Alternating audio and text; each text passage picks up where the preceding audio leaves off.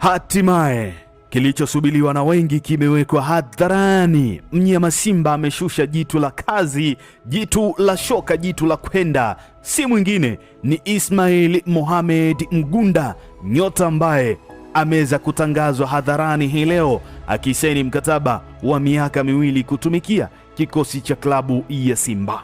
Sasa niko hapa tuweze kuiangaza profaili nzima ama wasifu kwa ujumla wa nyota Ismail Mohamed Mgunda, mchezaji mpya aliyetambulishwa na Simba hii leo.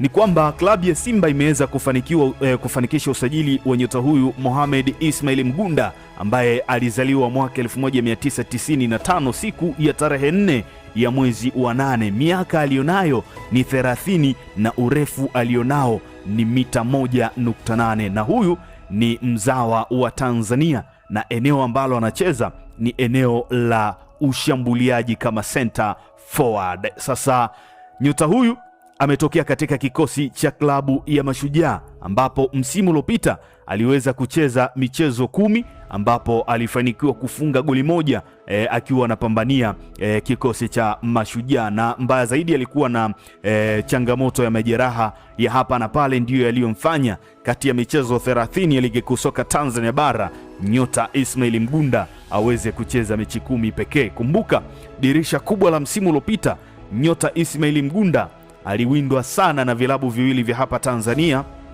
kwa maana Simba pamoja na Singida Black Stars, na kwa taarifa zilizokuwepo ni kwamba Ismail Mgunda alikuwa amesaini Singida na alikuwa amesaini kikosi cha Simba, hivyo ikapelekea mzozo mzito kweli kweli, na nyota huyu ikaamuliwa asicheze kwenye klabu yoyote kati ya Simba ama Singida Black Stars, na mwisho wa yote akaelekea zake AS Vita ya pale nchini DR Congo ambako aliweza kutumikia kwa miezi 6. Baada ya hapo dirisha dogo la msimu uliopita akarudi kuitumikia kikosi cha Mashujaa, na rasmi ameweza kutangazwa ndani ya kikosi cha Simba likiwa ni baraa jingine ndani ya kikosi hicho, na ni kwamba Juma Mgunda Ismail Mgunda ambaye alifunga goli hilo moja ambalo nimekutajia ilikuwa ni dhidi ya KMC kwenye ushindi wa mabao 2 ambapo Mashujaa alipata kupitia Ismail Mgunda pamoja na Balama Mapinduzi Kipenseli. Kwa hiyo Ismail Mgunda